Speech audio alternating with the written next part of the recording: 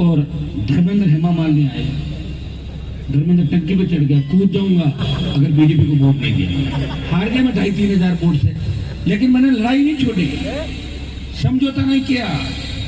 4 में आप लोगों की इच्छा थी कि भंवर सिंह जी डांगावास को एमपी बनाया जाए, बीजेपी के अंदर गया, उनकी मदद की, एमपी बन गए, अच्छी बात है, लड़ते थे लोगों के लिए, बहुत शिक्षा के मामले में काम किया उन्होंने। फिर सड़कों पर संघर्ष चालू हो गया, क्योंकि जब भी लड़ाई होती थी तो पार्टियों के नेताओं के पास जाओगे तो एक ही बात कहेंगे, देखो साहब हम तो पार्टी से बंधे हुए हैं और हम बयान नहीं दे सकते, हम तो चोरी छुपे कोई बात हो तो कर सकते हैं, ओपन में तो हमें पार्टी के साथ रहना पड़ेगा और उनका ही काम करना पड़ेगा। सही बात है, तभी पार्टी टिकट देती। तब आप तकलीफ में होते थे तो मैं ही याद आता भाई, हार्डकोर अपराधी जब किसान के बेटों के सीने पे गोलियां मार रहे थे, वो तो हनुमान बेनीवाल लड़ाई लड़ रहा था, चाहे गुर्जर समाज तकलीफ में था, हनुमान सड़कों पे था। 8 में फिर आप लोगों ने कहा कि बीजेपी में रहना, मेरे लिए जीता मैं आराम से, बीजेपी में रखा आप लोगों ने, लेकिन जैसे ही जीता फिर वो वसुंधरा मुझे दिखते ही फिर झगड़ा हो गया, और झगड़ा होते ही मैं बाहर आ गया।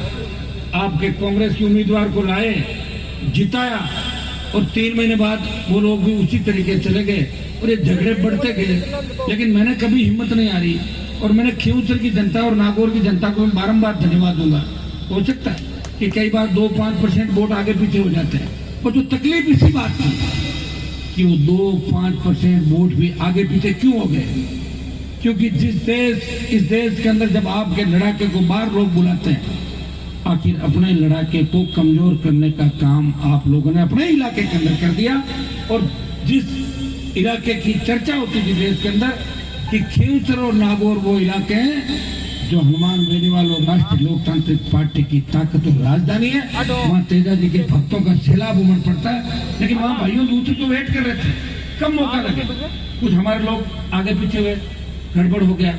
अब गड़बड़ देखो, मैं तो तैयार हूँ, सांसद हूँ, और एज ए सांसद में लड़ाई लड़ रहा हूँ दिल्ली के अंदर। ये ऐसा ही भर्ती का जो मामला मैंने हाथ में लिया था, मुझे पता था कि भर्ती रद्द होते होते भी इसलिए नहीं करेंगे कि हनुमान को क्रेडिट नहीं मिल जाए, इसलिए भर्ती रद्द नहीं करी। और वही किया बीजेपी पार्टी के नेताओं ने कि भर्ती रद्द तो करनी थी, बैठा इसलिए रद्द नहीं करेंगे। मैंने कहा हाई कोर्ट में मामला चल रहा है, 1.5 लाख लोग आप आए वहां पे, 1.5 आंदोलन चला, राज्यपाल से मिले, और पार्टी मीटिंग, लोकसभा, हर जगह मैंने आवाज उठाई।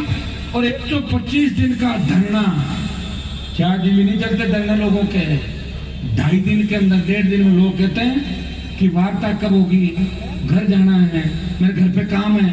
और धरने में भी आपने देखा होगा कि कई तरह की ताकतें धरने को समाप्त करने का प्रयास करी थी कि हनुमान जी जिस दिन नहीं हो उस दिन झगड़ा करा दो वहां पे और इनको बदनाम करा दो। आप रोज सोशल मीडिया से देखते थे। लेकिन मैंने कहा था अगर हाईकोर्ट ने भर्ती रद्द की तो स्वागत करेंगे, और रद्द नहीं की तो 1 लाख जवान दिल्ली पहुंच करेगा, घेर के बैठ जाएंगे राजधानी को और भर्ती रद्द कराएंगे। ये मेरा कमिटमेंट है।